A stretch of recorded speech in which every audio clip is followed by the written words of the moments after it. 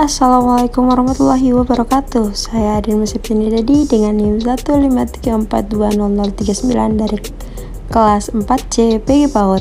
Saya akan menjelaskan tentang struktur perkembangan otak pada anak usia dini. Bagian pertama, perkembangan otak anak. Tumbuh dan berkembangnya otak sejalan dengan meningkatnya usia pada manusia. Berat otak anak pada saat lahir kira-kira 25% dari berat orang dewasa. Otak orang dewasa memiliki berat sekitar 1,5 kg. Pada usia 2 tahun, perkembangan otak anak sudah mencapai 75% dari berat otak orang dewasa. Hal ini tentu memberikan dampak yang luar biasa terhadap perkembangan anak. Perubahan ukuran berat otak anak tentunya menjadi suatu keniscayaan karena organ otak seperti organ tubuh lainnya yang mengalami pertumbuhan dan perkembangan. Hal penting lainnya yang terkait dengan otak yaitu perkembangan neuron atau sel saraf yang ada di otak. Sel-sel saraf dalam akan menjalin hubungan satu sel dengan sel lainnya yang ada dalam otak. Sel-sel saraf tersebut saling terkoneksi satu dengan yang lainnya sehingga membentuk seperti serabut-serabut lembut yang menutup area otak. Serabut-serabut otak ini akan semakin penuh seiring dengan bertambahnya usia anak. Berdasarkan gambar di samping, jelas terlihat perubahan jumlah serabut yang nampak pada otak. Semakin bertambah usia, maka semakin penuh serabut yang menutup permukaan otak. Pergerakan jumlah neuron atau sel saraf anak yang baru lahir ada sekitar 100 miliar sel saraf. Ini artinya bahwa sel saraf otak manusia 50% sudah tumbuh ketika anak baru lahir. Hal ini tentu akan terus tumbuh beriringan dengan bertambahnya usia. Berikut gambar sel saraf atau neuron pada otak. Dari gambar di samping menunjukkan satu neuron atau sel saraf yang ada di otak. Di dalam sel tersebut ada inti sel atau nukleus, akson, dan dendrit.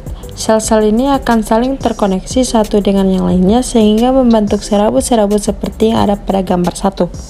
Berikutnya bagian kedua yaitu bagian otak. Yang pertama, belahan otak kiri. Hypen pertama memilih sesuatu yang berurutan. Hypen kedua yaitu belajar lebih baik dari bagian-bagian keseluruhan. Hypen ketiga lebih memilih sistem membaca fonetik. Hypen keempat menyukai kata-kata, simbol, dan huruf. Hypen kelima lebih memilih membaca subjeknya terlebih dahulu. Hypen selanjutnya mau berbagi informasi faktual yang berhubungan. Hypen selanjutnya lebih memilih instruksi yang berurutan secara detail. Selanjutnya mengalami fokus internal lebih besar. Dan hypen terakhir menginginkan struktur dan prediktabilitas. Selanjutnya belahan otak kanan. Hypen pertama merasa lebih nyaman dengan sesuatu yang acak. Hypen kedua paling baik belajar dari keseluruhan. Hypen ketiga lebih memilih sistem membaca seluruh bahasa. Hypen keempat menyukai gambar, grafik, dan diagram. Hypen selanjutnya lebih memilih melihat atau mengalami subjeknya terlebih dahulu. Selanjutnya mau berbagi informasi tentang hubungan antara segala sesuatu.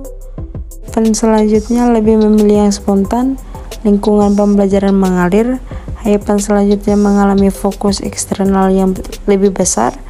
Dan hypen terakhir menginginkan pendekatan yang tak terbatas, baru, dan mengejutkan. Berikut ini adalah contoh dari gambar otak kanan dan otak kiri. Bagian terakhir atau bagian C, otak dan perkembangan kognitif AUD.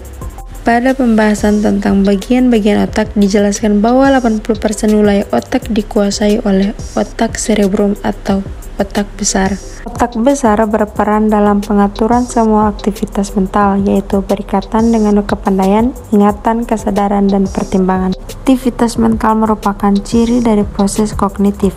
Jika demikian, jelas bahwa pada otak manusia, sebagian besar wilayahnya digunakan untuk mengatur proses kognitif di mana di dalamnya melibatkan aktivitas mental. Semua sepakat bahwa perkembangan otak pada masa bayi atau invasi berkembang sangat cepat. Pada saat lahir berat, otak anak masih sekitar 25% dari berat otak orang dewasa. Namun, pada usia 2 tahun mengalami peningkatan, yaitu berat otak anak sudah mencapai 75% dari berat orang dewasa. Artinya, perkembangan otak anak pada saat lahir dan usia 2 tahun harus menjadi perhatian bagi orang tua maupun guru.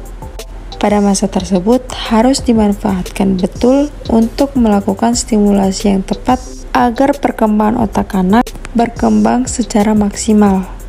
Perkembangan otak anak yang begitu cepat pada anak usia dini berdampak pada aspek perkembangan lainnya seperti kognitif, bahasa, sosial, emosional, dan fisik motorik. Oleh sebab itu, masa anak usia dini harus betul-betul mendapatkan perhatian agar proses pertumbuhan dan perkembangannya dapat berjalan secara maksimal. Cepatnya perkembangan otak anak dan memberikan dampak pada aspek perkembangan lainnya menjadi dasar pelaksanaan pendidikan anak usia dini. Sekian video pembelajaran dari saya. Wassalamualaikum warahmatullahi wabarakatuh. Thank you for watching.